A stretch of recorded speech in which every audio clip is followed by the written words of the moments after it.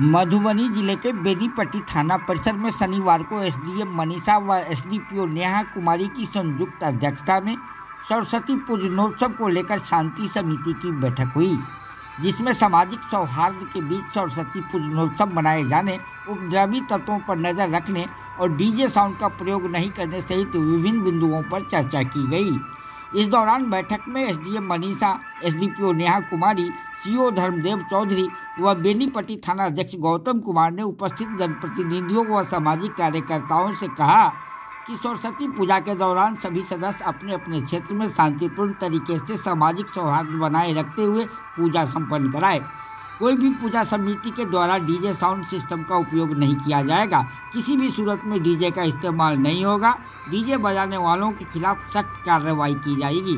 अधिकारियों ने कहा कि बेनीपट्टी प्रखंड क्षेत्र में शांतिपूर्ण तरीके से पूजनोत्सव संपन्न कराने और विधि व्यवस्था बनाए रखने के लिए कुल 26 जगहों को चिन्हित किया गया है, जहां दंडाधिकारी के साथ पुलिस पदाधिकारियों की प्रतिनियुक्ति की जाएगी। अधिकारियों ने कहा कि हर साल की भांति इस बार भी थाना क्षेत्र में शांतिपूर्ण तरीके से सरस्वती पूजनोत्सव को संपन्न कराना है।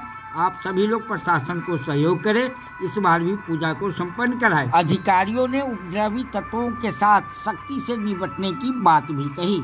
इस संबंध में और क्या कुछ कहा गया, सुनिए एसडीएम और एसडीपीओ की बात। एसडीएम मनीषा और एसडीपीओ नेहा कुमारी इस संबंध में क्या कुछ कर रही हैं, सुनिए उनकी ही बात।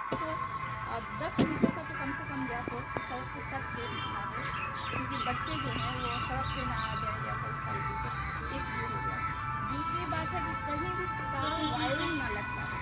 ये सब जो भी पूजा कमेटी की सदस्य हैं वो इंश्योर करवा लेंगे। कहीं भी खुला तार नहीं हो, कोई भी रूज नहीं हो, वायर की लटका हो, इससे दुर्घटना होने की संभावना होती है। साथ ही जितना भी पूजा का स्थल है वहाँ पे 10 बाल्टी बालू आप लोग रखवा दीजिए। कहीं आग लग जाए, क्योंकि पूजा होती है, आरती होती है, अलग अलग अगरबत्ती, मोमबत्ती ये सब हम लोग जो जलाते हैं, तो ये सब सेफ्टी पॉइंट ऑफ व्यू से है कि 10 बाल्टी या 5 बाल्टी वहाँ बालू रख दिया जाए कि अगर अचानक कोई घटना घट जाए तो उस समय हम लोग उसका उपयोग कर सकें।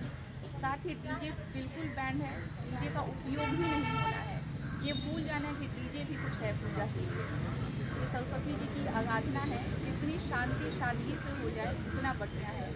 और सरस्वती पूजा में मूर्ति स्थापना बहुत छोटे छोटे जगह पे बहुत ज़्यादा संख्या में होती है। इस वजह से वहाँ भीड़ भाड़ की स्थिति तो ऐसे ही बढ़ जाएगी। बच्चे भी करते हैं, अलग बात है कि जो नहीं पढ़ने वाले हैं वो ज़्यादा ध्यान से करते हैं, लेकिन बच्चे भी इंगेजमेंट रहता है। तो इन सब चीज़ों को ध्यान देते हुए जो पूजा समिति है उनकी जिम्मेवारी सबसे ज़्यादा हो जाती है कि कहीं रैली निकाले तो स्पष्ट रूप से हमारे पास रूट चार्ट हो। जब विसर्जन होगा उसके लिए अलग से एक ज्वाइंट ऑर्डर निकलेगा और अभी भी निकल चुका है। बेनीपट्टी में टोटल बेनीपट्टी अरेल दोनों मिला के 26 पॉइंट है, जहाँ पे फोर्स मजिस्ट्रेट रहेंगे और ये सब है। परमिशन तो लेना पड़ेगा। अगर डीजे बजाएंगे तो परमिशन लेना पड़ेगा।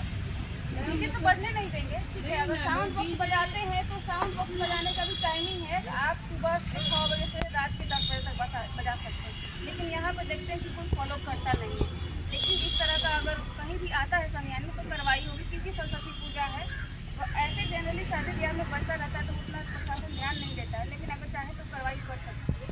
लेकिन अगर डीजे बजाएंगे रात के 12 बजे तक